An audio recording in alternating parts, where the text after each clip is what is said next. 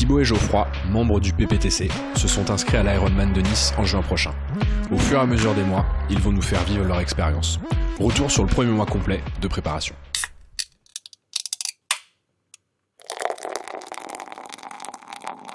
T'as peur d'avoir mal.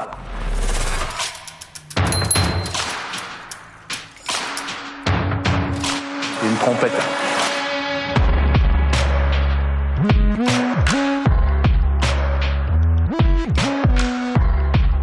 Bienvenue sur le podcast Pinta Triathlon Club, le premier podcast français dédié au triathlon. Dans chaque épisode du PPTC, vous retrouverez des interviews, des conseils et des actualités sur l'univers du triathlon. Bonne écoute!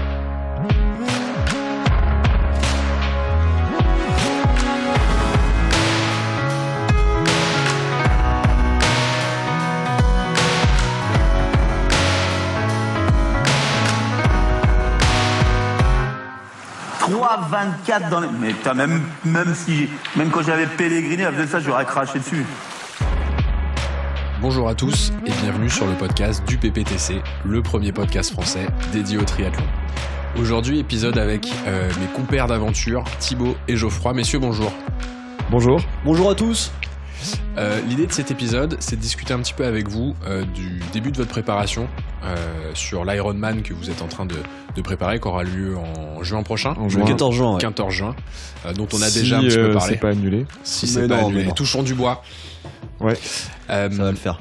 Effectivement, on en a déjà un petit peu parlé. Vous vous êtes inscrits, c'est la première fois que vous participez à une épreuve de ce type sur cette distance, en tout cas. Et on se disait évidemment, et c'était un petit peu la genèse de ce podcast, c'était de se dire que potentiellement la préparation que vous êtes en train de faire, qui est plutôt rigoureuse, on doit le dire, peut être intéressante pour nos auditeurs. Là, ça fait finalement 1 mois et demi, on va dire, que vous êtes rentré un petit peu dans le dur. À 6 mois finalement de l'épreuve, vous avez commencé vraiment la prépa. Est-ce que vous pouvez en quelques mots résumer ce que vous avez fait avant cette prépa? On en a déjà rapidement parlé dans un épisode précédent, mais simplement entre, je sais pas, 9 mois et 6 mois avant l'épreuve, qu'est-ce que vous avez fait dans les grandes lignes? Vas-y Thibaut, la synthèse. Ouais, on a surtout fait du renforcement musculaire et du foncier. Donc du foncier, c'est du travail à faible intensité, principalement sur les 3 disciplines. C'est vrai qu'on s'était inscrit un peu à la salle pour faire du renforcement musculaire. On travaillait sur de la presse, sur du gainage, ce genre de choses. Ouais, c'est ça. Exactement. Le but, c'est d'éviter les blessures quand on va devoir rentrer en charge pour vraiment la prépa Ironman. Donc on a fait ça à peu près de fin octobre, mi-fin octobre jusqu'à mi-janvier. Mi-fin janvier, avec une période de fête, une trêve c'est ça. hivernale pendant la période de fête. Évidemment. C'est important. On s'est pas dit ce qu'on a mangé, on s'est pas dit ce qu'on... Ouais, on n'avait pas quartier libre. Ouais, c'est quartier libre. Ouais, l'objectif de cette phase, en fait, c'est vraiment de remettre la machine en route, finalement, après la coupure estivale, et puis d'avoir des bonnes bases, en effet, pour attaquer la vraie préparation, qu'on va pas tarder à aborder, enfin, qu'on a déjà abordé depuis quelques semaines maintenant, et puis, comme disait Thibaut, d'éviter les blessures, en effet, sur la suite. Est-ce que c'est quelque chose, pour l'instant, sur ce premier mois et demi de vraie préparation, donc qui a commencé, je le répète, à 6 mois avant l'épreuve, est-ce que ce travail foncier, vous avez senti que ça a servi à quelque chose? Oui, franchement, je trouve que ça a servi à quelque chose. L'an dernier, on avait fait une grosse trêve, en fait, à l'intersaison. C'est-à-dire qu'on avait fait le triathlon d'Amiens en fin septembre. On n'était pas du tout préparé, c'était un triathlon M. Franchement, c'est un de mes pires souvenirs. C'est triathlon. C'était dur. Après les vacances, c'est à éviter. Ah ouais, c'était une galère et tout ça. On n'était pas assez entraînés. Et ensuite, on avait, en tout cas à titre personnel, mais toi aussi, Geoffroy, je crois, on avait fait une grosse coupure et on s'était lancé dans la prépa du marathon parce qu'on voulait faire le marathon de Paris. Et là, cette année, on n'a pas fait de coupure du tout. Et franchement, très peu. On s'est peut-être arrêté en août-septembre. Et franchement, tu ressens vraiment un bénéfice. Ouais. En fait, l'avantage, c'est que tu vois pas ton niveau vraiment augmenter au final parce que c'est pas sur des. C'est même pas forcément ce que tu cherches au final. Non, c'est ça. Non, c'est pas. L'objectif, c'est plutôt de conserver un bon niveau et de préparer le corps à accueillir une charge beaucoup plus forte sans se blesser, on espère en tout cas. Donc, c'est vraiment pas de progresser, c'est plus de faire le lien avec la saison d'avant et puis d'éviter les blessures. Et c'est vrai que du coup, on a entamé le premier cycle de la préparation à Ironman. avec une bonne base en fait au final. Et c'est vrai que bon, on va en parler plus en détail, mais c'est dur. Enfin, c'est beaucoup d'entraînement, mais au final, je pense que si on n'avait pas fait ça en amont, ça aurait été très dur de rentrer de but en blanc de zéro quelques mois après avoir arrêté le sport. C'est pas possible. Il faut quand même avoir fait ce travail en amont. Il faut avoir entraîné un petit peu le corps à faire des efforts progressivement, quoi. C'est ça. Mais à faible intensité, l'objectif c'est vraiment d'y aller cool, enfin de faire des sorties pas très longues, mais à faible intensité. Et tu vois, je me tourne vers toi, Geoffroy. Est-ce que, l'année dernière, quand on a fait la prépa marathon, c'est vrai que tu t'es blessé assez rapidement. Et c'est vrai que quand on regardait un petit peu tes perfs sur Strava, t'étais parti très fort. Est-ce que tu penses que si t'avais fait un petit travail foncier, un petit peu de préparation et une montée en charge un petit peu plus progressive, on peut pas savoir si ça aurait eu un impact directement, mais est-ce que tu penses que c'est typiquement le genre de choses que ça peut éviter ce travail? Ouais, je pense que ça peut éviter ce genre de blessure. Après, en l'occurrence, pour la course à pied, j'avais une technique aussi complètement pourrie de course à pied. Ouais, donc il n'y a pas d'idée. Enfin, il y a plein de causes, mais en effet, ma foulée était très mauvaise, que j'ai corrigé d'ailleurs. J'en ai profité pour cette intersaison pour corriger. Ouais, c'est vrai. Ça d'ailleurs, pour avoir discuté un petit peu avec vous en parallèle évidemment de ce podcast, c'est vrai que vous vous êtes pas mal renseigné aussi entre la période septembre-décembre. Vous avez pas mal bouquiné sur la partie comment bien nager, technique, alimentation, tout ce qui est technique, effectivement. C'est Geoffroy qui a un peu impulsé ça suite à sa blessure. Du coup, c'est vrai que moi j'ai pris le sillon et je me suis instruit aussi grâce à lui. Ouais, c'est même pas finalement un objectif d'aller chercher le chrono, etc. Parce que ça limite, surtout pour l'Ironman, on n'a pas du tout d'attente de chrono, si ce n'est juste de le finir, on va dire, dans de bonnes conditions.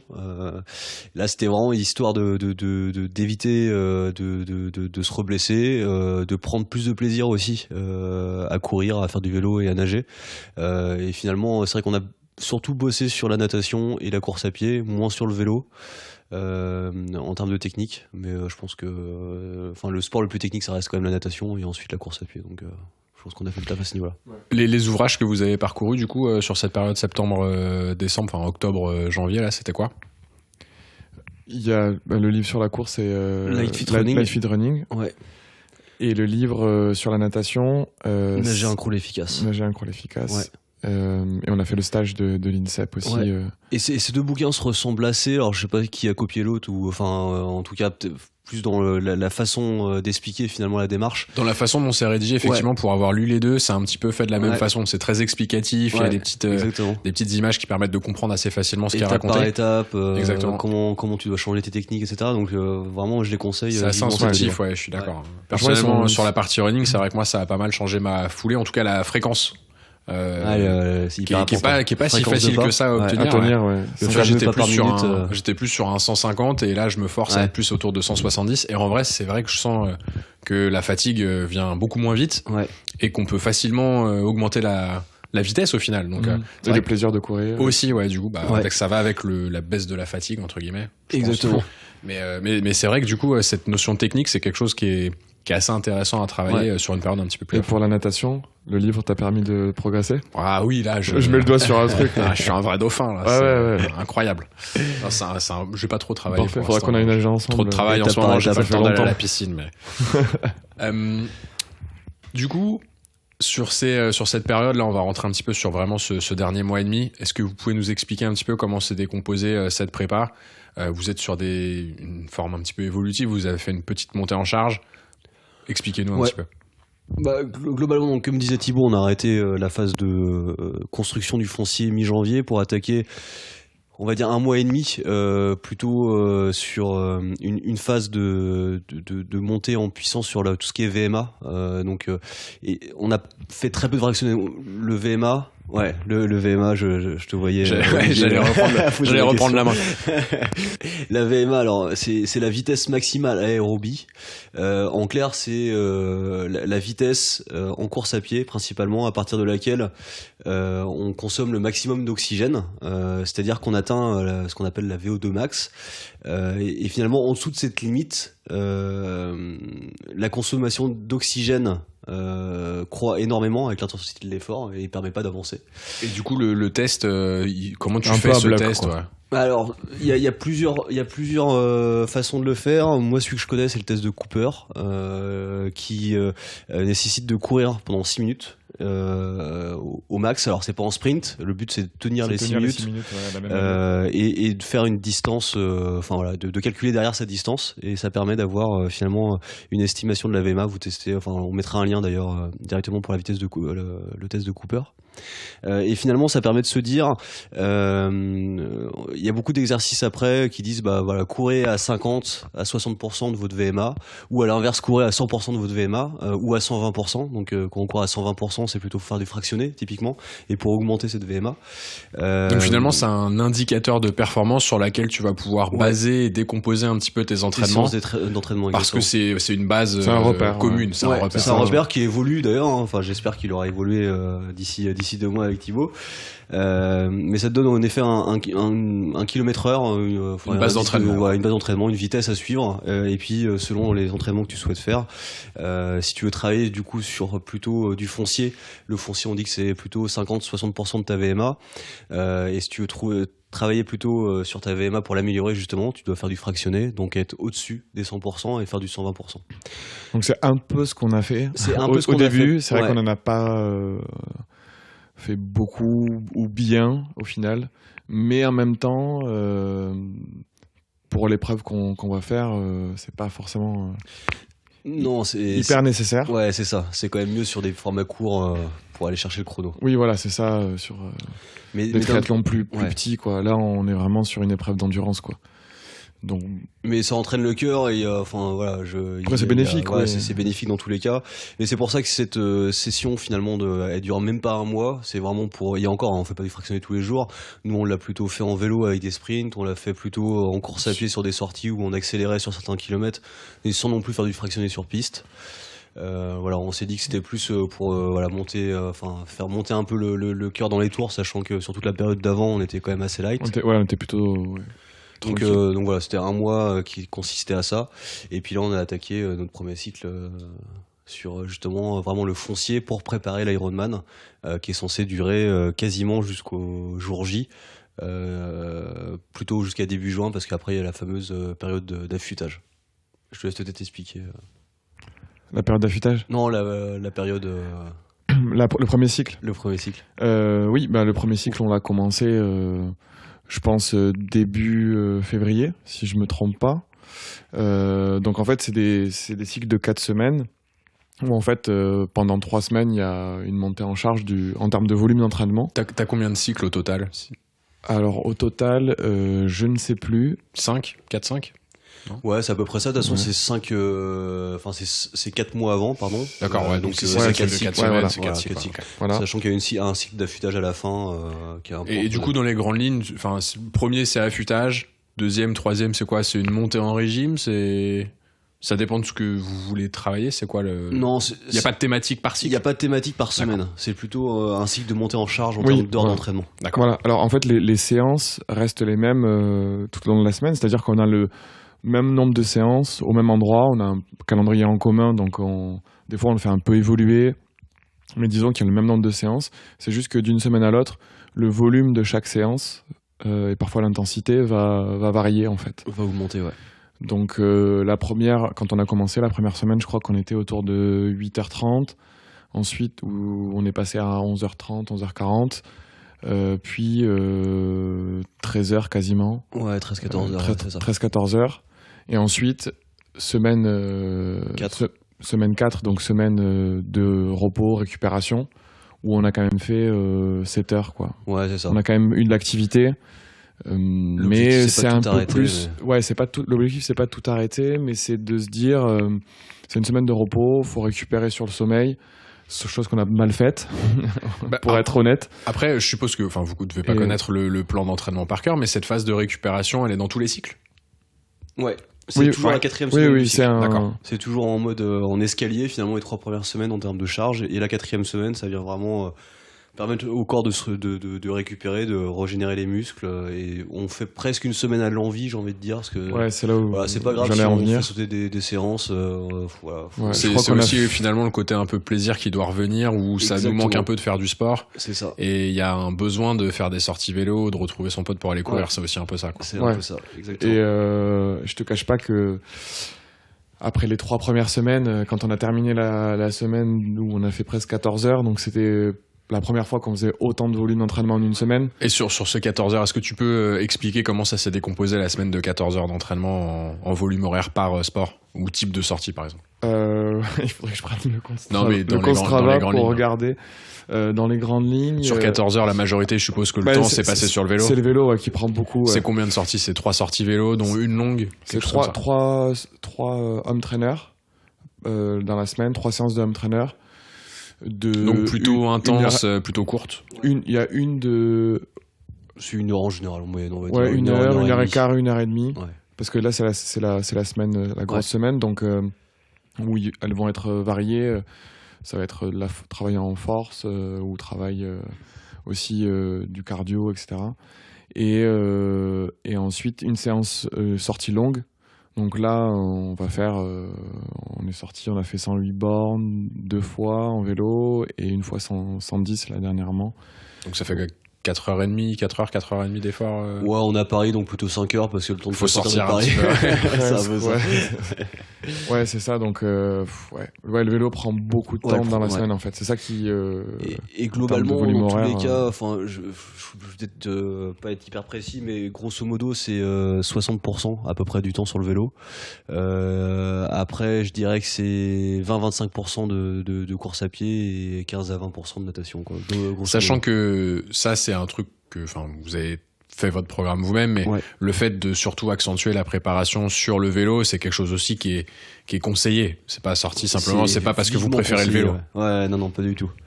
Ouais, c'est vivement conseillé parce que il faut être solide en vélo, quoi. Pour plusieurs raisons en fait, parce que c'est même pas être solide pour aller vite, etc. Mais c'est quand même d'abord le sport qui prend le plus de temps. Le jour de l'épreuve. Ouais, exactement, c'est entre 6 et 8 heures, on va dire. Faut avoir large. Tout dépend le niveau. Mais ouais, tout dépend le niveau. Ou la qualité du vélo. Ouais. C'est un bon moteur, tu peux mettre 4 heures. Ça peut vite marcher. Ou une bonne drogue aussi, ça marche. On va dire entre 5 et 7 heures, grosso modo. Et finalement, la course à pied, c'est pas vraiment trop un enjeu en termes de timing.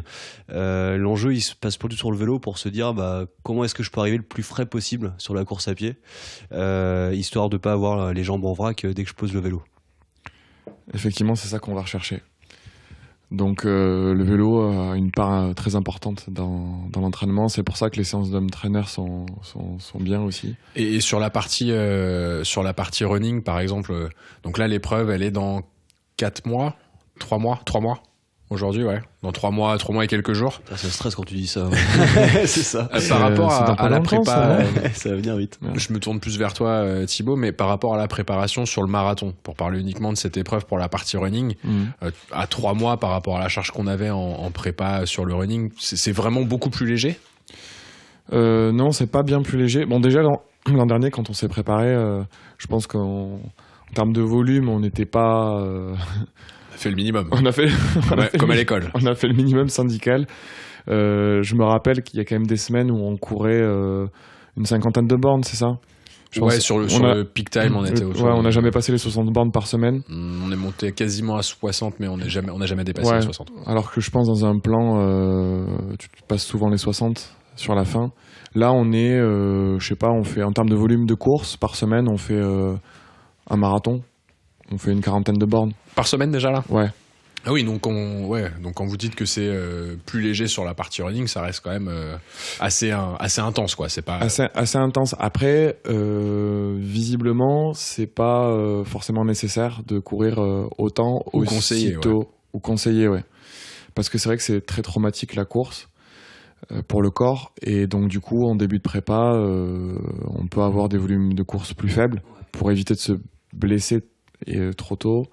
De se blesser tout court, si possible. Et donc, du coup, la course, le volume augmente généralement plus tard dans la prépa. Nous, on court, on fait un peu au feeling. On préfère assurer. Ouais. Et moi, on sent bien. Peur, donc, c'est pour ça aussi. Ouais. Puis on sent bien. Enfin, c'est un volume, on est OK avec ça. C'est quoi, c'est 3 sorties du coup running par semaine? Ouais, 3 sorties. Une sortie un peu fractionnée, une sortie longue et une sortie intermédiaire à la cool, quoi. On va dire grosso modo, c'est ça, ouais. Ouais, on fait plus trop de fractionnés là maintenant, mais le but c'est de courir un matin, si possible à jeun, aussi. Ouais. 10-12 bornes, une autre fois 10-12 bornes dans la semaine, et après une sortie longue le week-end, plus pour l'instant on est 20-25 quoi. Ouais, c'est ça. ouais, grand max 25 quoi. Ouais. Mais on les Quitte fait même à faire pas. des enchaînements vélo course à pied en faisant un peu de vélo sur le home trainer une petite demi-heure et puis en allant courir 15-20 bornes quoi. Pour l'instant on reste comme ça, on montera un peu plus sur la course à pied plus tard. Après ce qui est difficile entre guillemets dans la semaine, c'est que on fait pas énormément de sport non plus dans la semaine par rapport au week-end.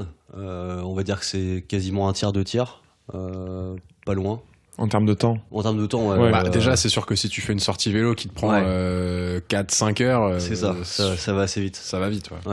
Ouais. Mais malgré tout, ça nous fait quand même, on va dire, sur une semaine à 14 heures, on va dire pour arrondir, ça nous fait quand même pas loin de 5-6 heures dans la semaine à poser. Donc c'est vrai que c'est lever tôt le matin ou séance au retour du bureau le soir. C'est quasiment 2 entraînements par jour, pardon, Ouais. au moins 2-3 jours par semaine. Ouais, c'est ça. Sauf le lundi, c'est repos total. Et ensuite, c'est 2 par jour, en gros, sauf le vendredi. C'est vrai que... Pour être frais pour le week-end. Il faut prendre le temps d'aller au bar quand même. Ouais, il faut aller un peu au bar, entre la vie sociale qu'on essaie de garder. Je te cache pas qu'arriver le vendredi, là, c'était souvent on est bien éclaté. À partir du jeudi, ça commence à être dur. En vrai. Ça commence à être dur. Le réveil de jeudi matin, c'est dur. Et en fait, le vendredi soir, tu dis bon, j'ai fini tout le sport de la semaine. Et en fait, tu dis bon, il y a la partie week-end qui arrive, quoi. Donc, tu sais que t'as une sortie longue de course, une sortie longue de vélo, une sortie longue de natte. On n'a pas trop parlé. C'est compliqué. Pas trop parlé natation. On reviendra après justement plus sur les sensations à côté entraînement, on va dire. Sur la partie natation, ce que vous faites aujourd'hui, c'est à la semaine, c'est combien de temps passé dans l'eau? C'est quoi? C'est 2 sorties piscine, 3 sorties? Ouais, 3 sur le papier, plutôt 2 en vrai. Ouais, là on a souvent la piscine est fermée. C'est ça, ouais. La semaine dernière, on a fait sauter la sortie longue de Pistoche. J'aurais fait le même choix. Mais après la natte, on n'est pas trop mal. Il faut quand même qu'on aille faire du volume, mais on a encore le temps. Mais on est plutôt bien. Et on est assez serein sur la natte, on va dire. Et vous faites des entraînements un peu techniques en natation? Ça me fait trop chier, quoi. Non, mais il faudrait le faire, mais ça m'ennuie au possible. Il faudrait, mais on est plutôt en nage complète. On essaye d'appliquer pas mal de conseils techniques. Il fait plutôt de dos crawlés, Thibaut. Non, en vrai, il faudrait faire des éducatifs. On nous l'a dit plusieurs fois, etc. Il y a plein d'éducatifs, surtout pour mieux nager le crawl. Après, je dis pas qu'on a un bon niveau, mais on a un niveau intermédiaire. On a un niveau suffisant. Ouais. Et bon, ça fait plaisir de te voir progresser quand même. Ouais. Mais... Du coup, c'est quoi? C'est 1h30 par semaine dans l'eau? C'est même moins en fait. On va dire c'est 1h30 si on fait les 3 sessions. Sinon on s'arrange pour la mettre le midi en semaine quand on bosse. Ouais, même plus que ça parce que. Ouais, c'est plutôt 2 heures en fait quand on fait 3 sessions. Plutôt 2 heures. Ouais. Si on fait 3 sessions, c'est plutôt 2 heures. Dernièrement, il y a des séances de natte longues qu'on sautait tout simplement. Mais pour notre défense, elle arrive souvent le jour du vélo ou le jour de la sortie longue de course à pied, donc faut se remotiver l'après, mais ça on a un peu de mal. Je peux comprendre. Voilà. Mais on est indulgent avec nous-mêmes et voilà, on sait qu'on assure le vélo à un max et que la natte, on va arrêter de faire sauter les séances. En plus, c'est au début, donc c'est sûr que tu vas finir, tu vas réussir à sortir de l'eau. Dans quel état, on sait pas. Ouais, c'est ça. Tu sortiras de l'eau. Avec des crampes, c'est bien. Est-ce que, au-delà de cette partie vraiment entraînement, à la limite, est-ce que vous pouvez résumer ce que c'est une semaine type là, sur votre dernière semaine, par exemple? Qu'est-ce que ça a été la semaine? Comment vous l'avez décomposé du lundi au dimanche, par exemple? J'y vais. Vas-y. Du coup, lundi, c'est repos. Mardi, on commence la semaine avec le matin, séance d'home trainer, avant d'aller au boulot. On va faire 1 heure, ça dépend des semaines, mais en gros... ça va être 1 heure à 1h15 de séance. Ensuite, le midi, 1500 mètres de natte. Le mercredi, home trainer à nouveau le matin. Pareil, 1 heure, 1h15. Et running aussi. Bon, ça peut être inversé. Hein. Soit on court le matin, soit on fait home trainer le matin et inversement. Mais c'est une journée dure le mercredi parce que enchaîner course et home trainer, t'as les jambes en bois quoi, un peu à la fin de la journée. Et le jeudi, on fait nat le midi. Home trainer le matin. Et home trainer le matin encore. Ouais. Ou le soir. Ou le soir au choix. Et ensuite le vendredi, c'est le vendredi où on n'a qu'une séance de running le matin avant d'aller au boulot ou le soir au choix en fonction de l'état, etc.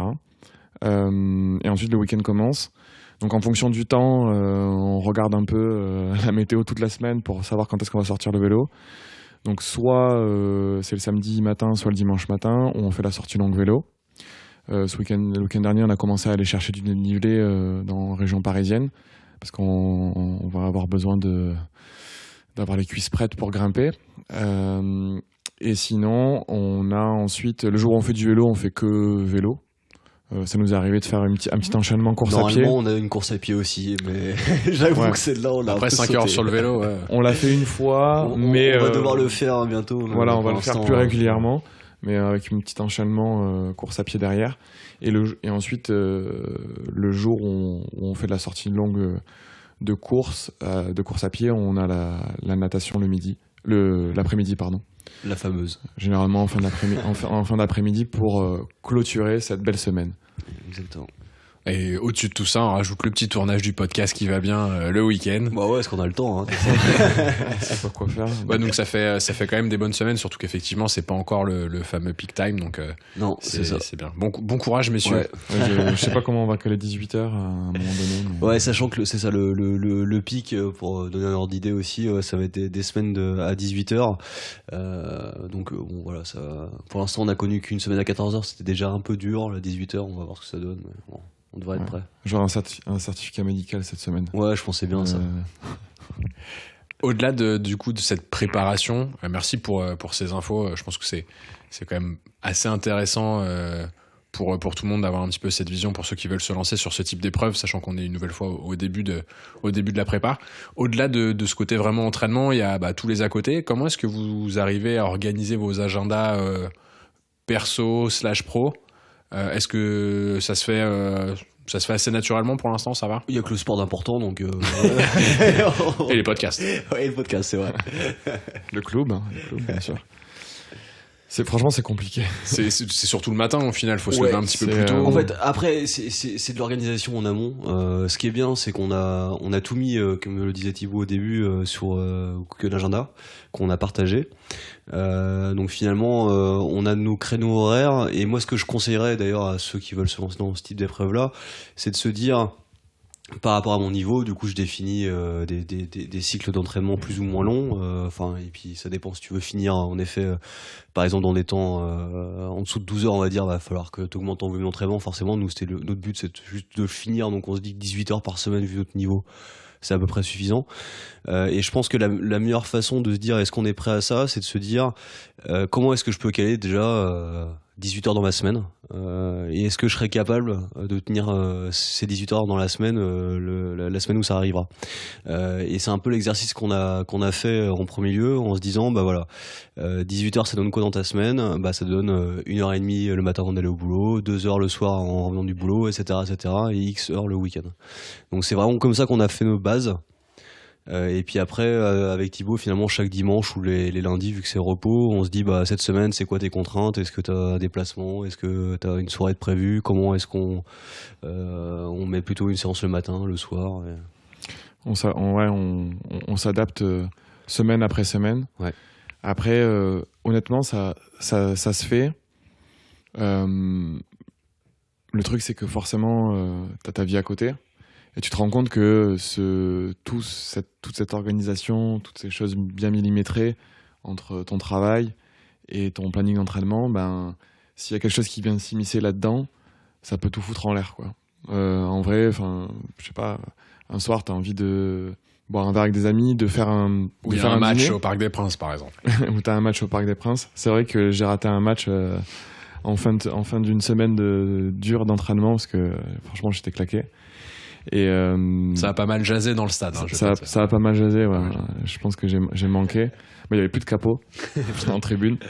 Mais non, mais voilà. Enfin, tu vois, tu fais un dîner, c'est sympa. Tu forces pas trop, mais tu rentres un peu plus tard que d'habitude. C'est dur le lendemain de se réveiller parce que t'as bu un petit verre ou deux de vin ou une bière. Et c'est là qu'il faut se rappeler que tu fais ça pour toi et pour ton plaisir, et tu dis ouais, pour ton plaisir, pas toujours. Non, mais voilà, et en fait, le lendemain, je sais pas, vendredi dernier ou la semaine d'avant, franchement, j'ai passé une journée horrible quoi, d'entraînement. Il y en avait 2 séances, on avait de la natte et des courses à pied.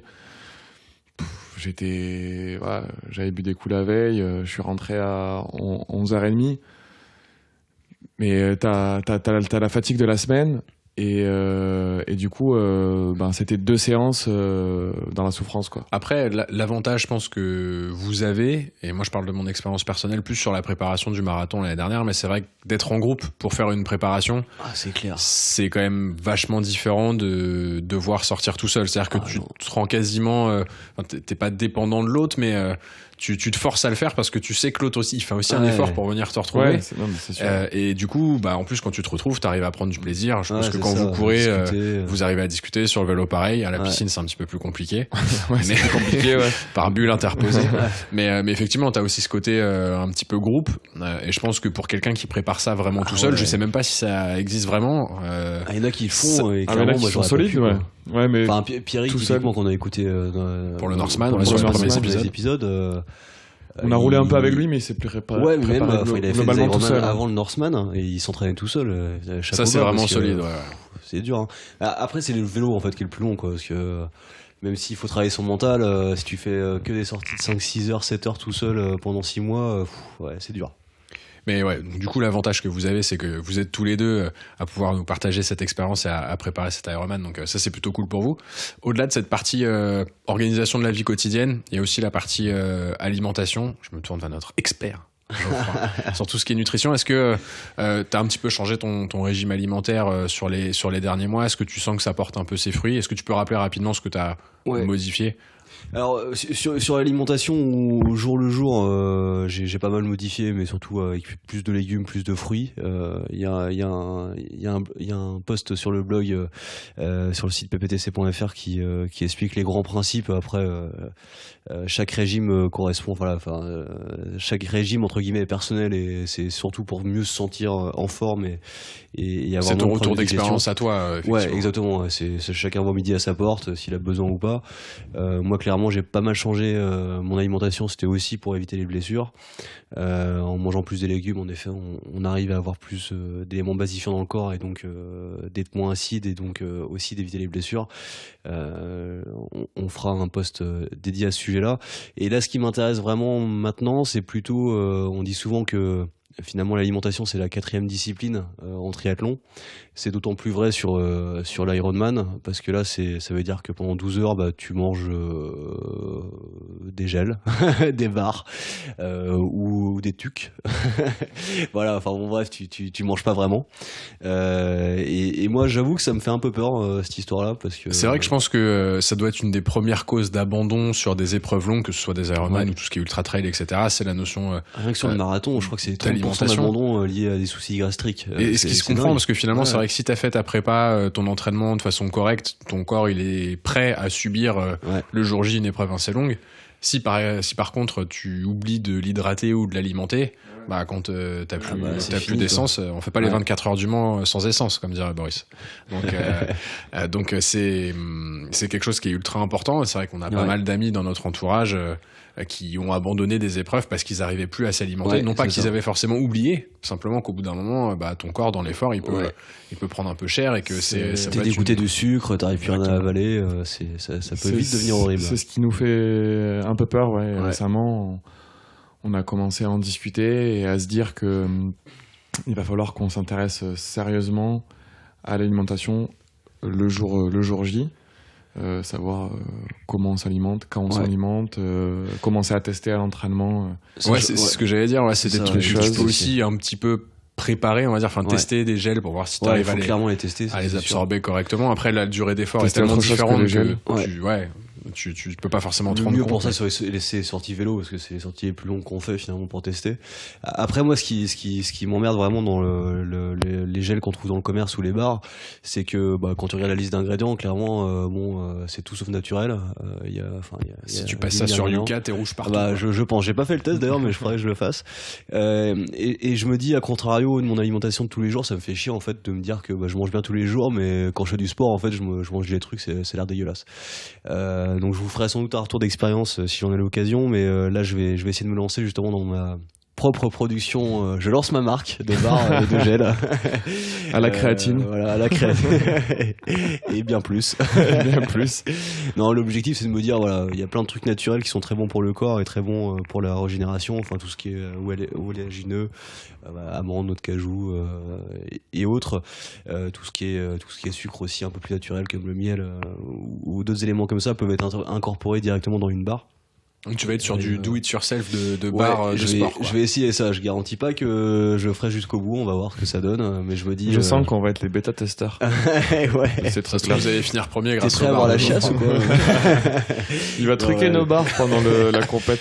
Et en fait, c'est aussi pour finir sur le sujet. Enfin, moi, je sais quand je faisais les Elf Ironman, j'avais beaucoup de mal à m'alimenter sur la partie course à pied, le semi-marathon. Et ça m'a pas porté préjudice trop. Parce qu'heureusement c'était juste un semi. Pourquoi t'y arrivais plus? Parce que ton corps te disait stop, ou parce que t'oubliais, parce que tu perdais un peu la lucidité? Non, c'était plus parce que mon corps disait stop, et surtout aussi parce que je pense que j'avais mangé trop de gel et trop de sucre avant. Et en fait le sucre, mais j'avais envie de vomir dès que j'avais le moindre goût sucré dans la bouche, quoi. Et malgré tout, je trouve qu'ils font peu de gel salé ou de barres salées. Il y en a quelques-uns, mais des gels salés. Ouais. Mais très peu. Et là je me dis qu'en faisant ses propres compos, on peut faire un truc de ouf, genre cake à la viande ou j'en sais rien. mais en tout cas, voilà. Mais t'as trouvé un petit peu des recettes sur le net? Ouais, j'ai sur trouvé plein de recettes. Ouais. J'ai trouvé des recettes, donc là aussi je les mettrai en biblio si elles sont validées par le club. Mais en tout cas, il y a pas mal d'infos là-dessus à trouver. Ouais. T'as un mot à rajouter, Thibaut, sur la partie alimentation? Toi, t'es plus pizza? Ouais. Moi, je me fais au moins un McDo par semaine. Ça c'est la base. Tu mets ça dans le bidon sur le vélo, ça le passe. dimanche soir c'est la récompense. Je mets du coca dans le bidon. Ouais, ça se fait pas mal, ça. C'est une boisson assez énergisante, hein, donc, oui, tout à fait. Donc c'est plutôt efficace. Pour terminer sur la partie alimentation, je pense que faut s'y intéresser si on pense que ça peut porter préjudice. Je pense que l'alimentation au jour le jour, si on se sent bien au jour le jour et qu'on a la pêche, on s'en fout. Par contre, ce qui est intéressant, c'est vraiment faut s'intéresser au jour J.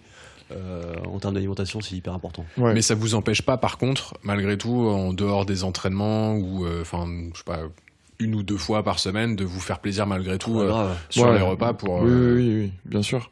Après, moi, j'ai une alimentation au jour le jour qui est plutôt saine, moins que Geoffroy. Mais oui, je fais attention à ce que je mange un peu, mais toujours en gardant un côté plaisir. Et je peux très bien, me faire une raclette si on s'il y a du vin rouge, si on a l'occasion, faire le fou en prenant 2 Perrier tranches au bar, enfin un truc. Voilà, un truc dingue, tu vois, genre. Mais oui, on fait. Personnellement, on se fait un peu plaisir, quoi. Parce que l'alimentation, ça peut aussi pas mal jouer sur le sommeil et la récupération. C'est aussi un point important, je pense, dans une phase d'entraînement où tu t'envoies pas mal de sport un petit peu, 2 fois par jour clair. même.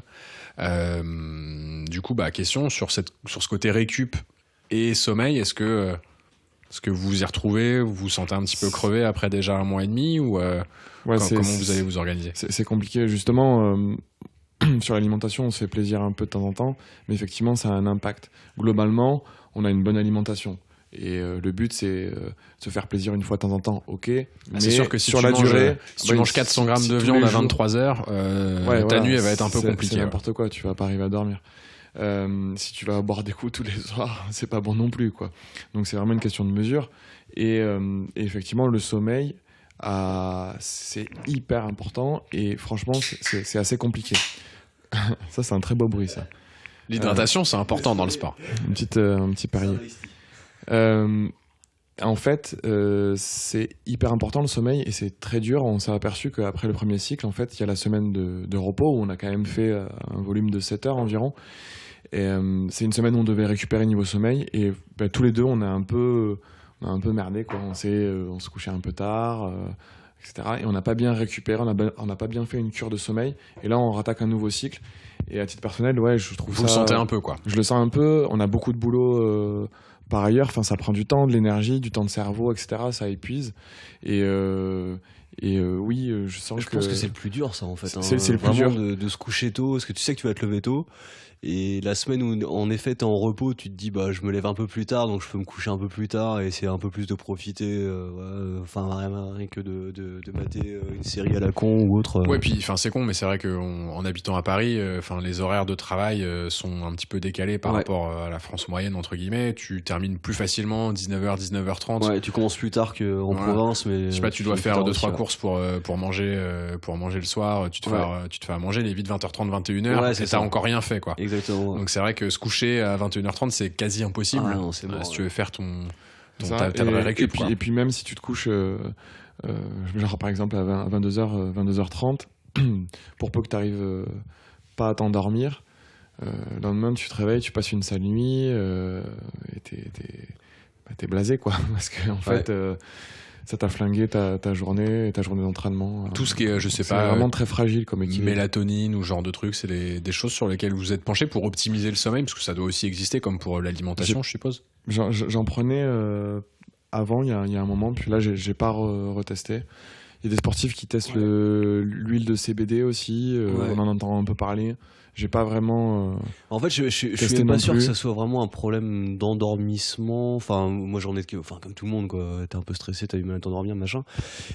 C'est plus se dire, voilà, maintenant faut que j'aille me coucher à ce soir-là, parce que voilà. Malgré tout, quand tu fais un effort un peu intense, c'est compliqué de t'endormir assez rapidement. Enfin, ton corps, il est un peu excité. Tu dois avoir, je sais pas, de l'endorphine ou n'importe quoi qui fait que ça t'empêche de sécréter cette mélatonine qui te permet de dormir correctement. Ouais, exactement. C'est vrai que si tu fais du sport trop tard le soir, et visiblement quand tu fais 2 sorties par jour, même si c'est surtout de ce que j'ai compris matin, midi, mais si tu fais une sortie le soir et que tu fais un fractionné running sur 15-20 km et que t'en vois un petit peu sur la vitesse, bah t'es quand même un petit peu chaud, quoi. Pour t'endormir avant 23h, c'est quand même compliqué. Si tu fais trop tard, machin, ça m'est arrivé de faire une séance d'home trainer un peu tard le soir parce que je suis parti tard du boulot. C'est sûr que pour s'endormir après derrière, il faut manger, digérer, et pour s'endormir après derrière, c'est pas facile, quoi. Donc, du coup, tu te décales. Si t'as une séance tôt le matin, je pense que c'est clairement t'accumules du manque de sommeil, et franchement c'est compliqué. Je pense que c'est le plus dur à gérer. Donc la meilleure technique finalement, c'est de se caler un faux rendez-vous client entre 10h et midi le matin. Ça, c'est le top. Pour pouvoir dormir jusqu'à 10h, 10h30. On veut pas révéler les techniques de tout le monde, mais ça si doit arriver. Si les boss nous écoutent, en plus on va pas on va pas en parler plus. Ils font pas ça, évidemment. Bien sûr. Non, mais clairement, par contre, c'est la leçon de notre premier cycle, notre premier vrai cycle de ce mois dernier, c'est de se dire, le prochain cycle de repos, faut vraiment se reposer. Faut vraiment bien dormir, ouais. Du coup, si on devait résumer un petit peu ce mois et demi, c'est une préparation avec une montée en charge, 3 semaines avec une montée progressive et une semaine un petit peu plus calme de récup. Les 3 disciplines pratiquées à valeur entre guillemets inégale, plus de temps sur le vélo, un petit peu moins de temps sur le running et peu de temps pour l'instant, en tout cas sur la partie natation. Chaque cycle sera un petit peu similaire dans la forme, mais vous nous expliquerez un petit peu comment ça va se passer dans les prochains mois, sachant que ça va être un petit peu différent parce qu'il y a un stage, on va en parler juste après, qui est à venir. Une alimentation qui est à suivre un petit peu au quotidien pour s'alimenter correctement de façon assez saine, ce qui n'empêche pas de se faire plaisir. De temps en temps, tout à fait. Et un sommeil qui peut être un petit peu compliqué, mais c'est quelque chose aussi sur lequel vous allez travailler, parce que peut-être que simplement vous étiez pas au courant que ça allait se passer comme ça, finalement. On nous a pas dit. C'était pas écrit sur on sur nous les dit programmes. pas tout. C'était je pense que c'est déjà pas mal d'avoir ces informations sur ces 6 premières semaines de préparation. Donc je le répète, c'est 6 mois avant jusqu'à 4 mois et demi avant finalement la deadline.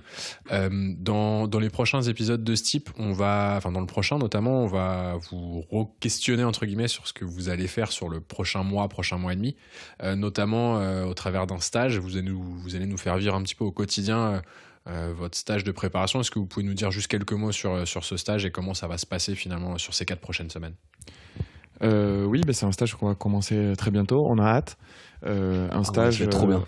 Un stage dans le sud à Saint-Raphaël avec Olivier Marceau, dont on a parlé, il me semble, dans des épisodes précédents, qui va être un stage où on va faire à peu près 25 heures sur la semaine. Ouais, sur 5 jours même. Sur 5 jours même, ouais. Et sur les 3 disciplines, où on va avoir l'occasion de nager en mer, en combinaison, du côté de Nice, parce que c'est proche de Nice en fait. Ouais, à Saint-Raphaël, exactement. Et on va faire pas mal de séances de vélo, de running, et notamment on va faire un peu de vélo, 150 bornes, sur le parcours pour la reconnaissance du parcours de Nice, de l'Iron. Ça sera un peu vivre la vie d'un triathlète pro finalement au quotidien, parce qu'on bossera pas, on fera beaucoup de sport, et on sera encadré par un pro, donc 6 jours complets, quoi. On reste une semaine là-bas, mais on fait c'est 5 jours vraiment de sport intensif. Et du coup, on va en profiter pour, je pense, interviewer Olivier Marceau s'il veut bien. Et aussi, on fera un petit journal de bord chaque jour. Ou intime, je sais pas comment on va l'appeler. On va voir, on n'a pas encore trouvé le nom. Mais qui fera sûrement l'objet d'un épisode. Donc vous allez passer de très motivé, enchanté, à très certainement le vendredi très crevé. Peut-être qu'on fera pas l'épisode du vendredi. Ouais, on va finir sur les rotules. Mais non, mais ça va être intéressant de vous faire part de chaque journée de ce stage. Et je pense que c'est important de se dire, moi à titre personnel, je me dis, si on arrive à tenir cette semaine de 25 heures, la semaine prochaine, du coup, je pense que on n'aura pas à s'inquiéter sur les semaines de charge à 18 heures en se disant, je risque de me blesser ou je risque de pas réussir, de pas tenir. Voilà. Ça peut rassurer en termes de volume, effectivement, et aussi en termes de parcours, puisqu'on va faire le parcours vélo en grande partie de l'Ironman de Nice, donc on va prendre la mesure de ce que c'est.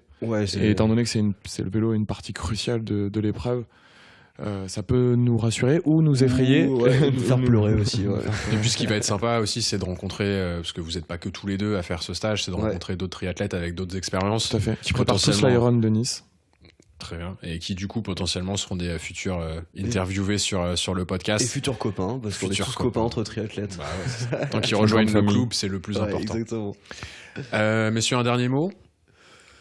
On a fait le tour. On a fait le tour, je pense qu'on est pas mal. On a fait le tour. Merci à tous. Merci à toi, j'espère Olivier, que t'as été au top comme d'habitude.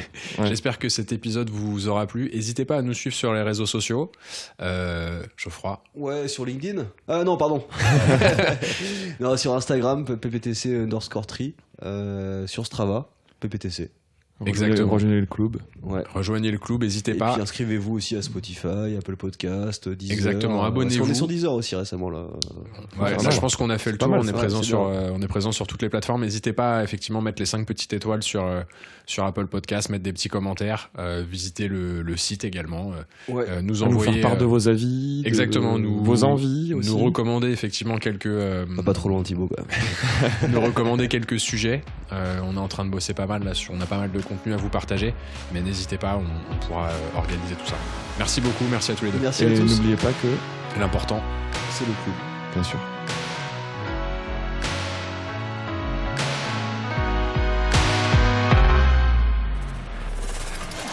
J'en ai marre d'entraîner des cons, sans déconner, je te jure.